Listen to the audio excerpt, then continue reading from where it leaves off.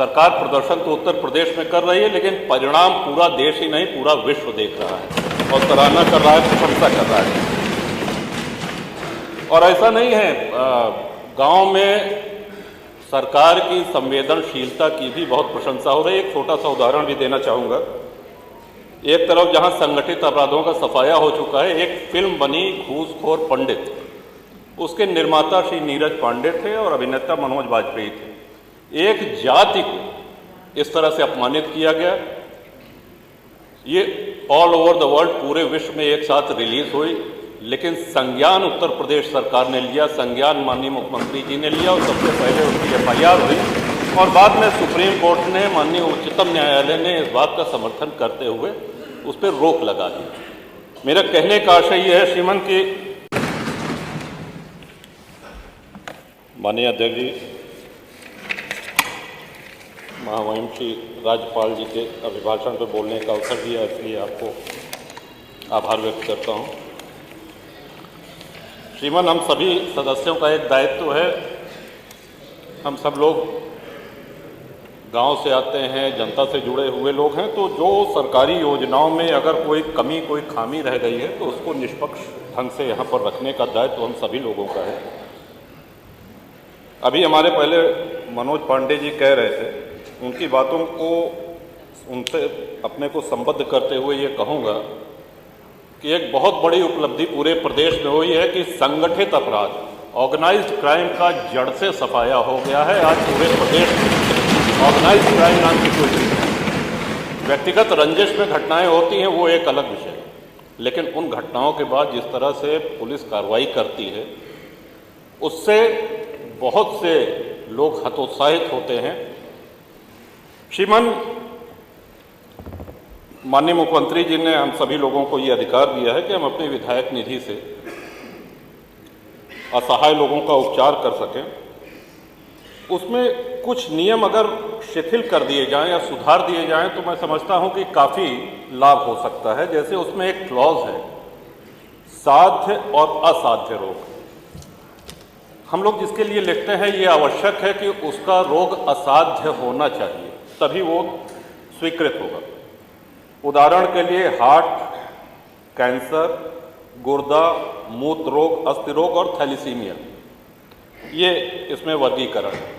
मान लीजिए किसी का बहुत बुरा एक्सीडेंट हो जाए, उसकी हड्डियां टूट जाएं, या अभी हाल में ही ब्रेन ट्यूमर का पेशेंट था, उसको इस लिए नहीं स्वीकृत हो पाई राशि कि ये साहब असाध्य रोग नहीं है। तो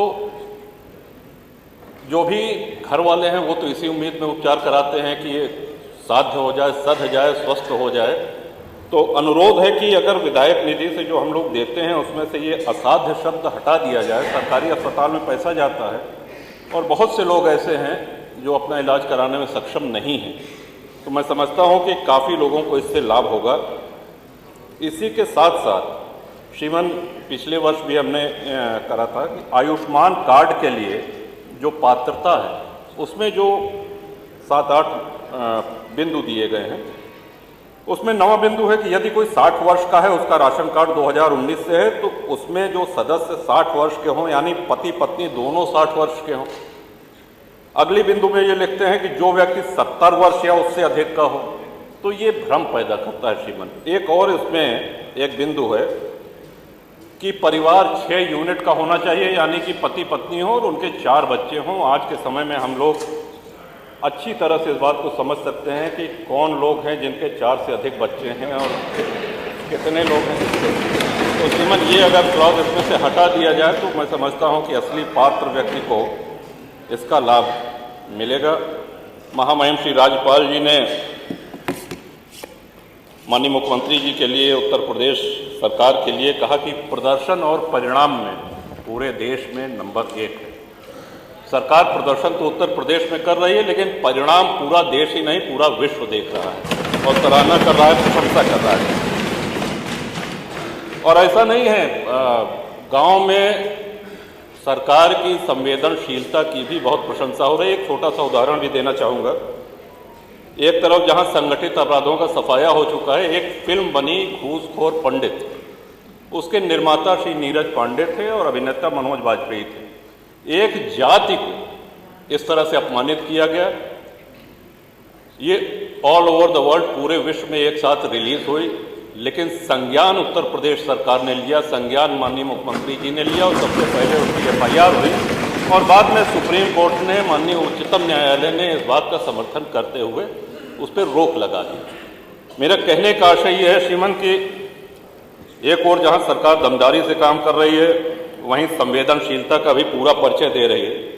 अपनी बात आगे बढ़ाते हुए श्रीमान, ये सभी माननीय सदस्यों से जुड़ी हुई बातें हैं।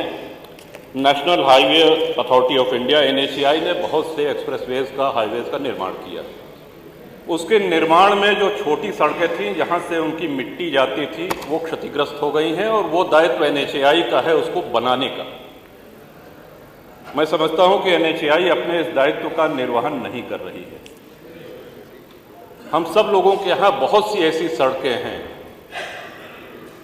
जो क्षतिग्रस्त हुई हैं। श्री राम वनगमन मार्ग बना, गंगा एक्सप्रेसवे बना, पूर्वांचल एक्सप्रेसवे बना, और भी कई सड़कें बन रही हैं। तो इतने भारी ट्रक मिट्टी लाद के, सामग्री लाद के जब जाते हैं तो छोटी सड़कें, तो एक तो ये अनुरोध है श्रीमान। दूसरा,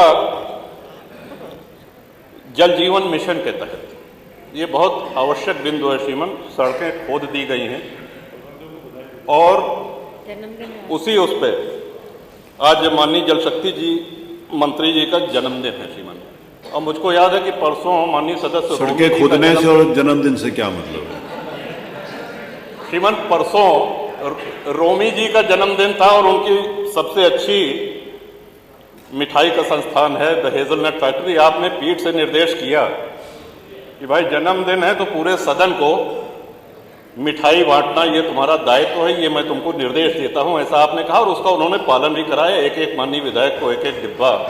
मैं समझता हूं कि रोमी जी को पुनः बधाई। तो आज इनके जन्मदिन पे एक निर्देश ये आप अवश्य दे दें माननीय जल शक्ति मंत्री जी को कि अगला जन्मदिन आने के पहले जो जो जल शक्ति की सड़कें क्षतिग्रस्त है, माननीय मंत्री जी इसको गंभीरता से दिखवा लिया जाए। और आधे से अधिक टंकियां अभी चल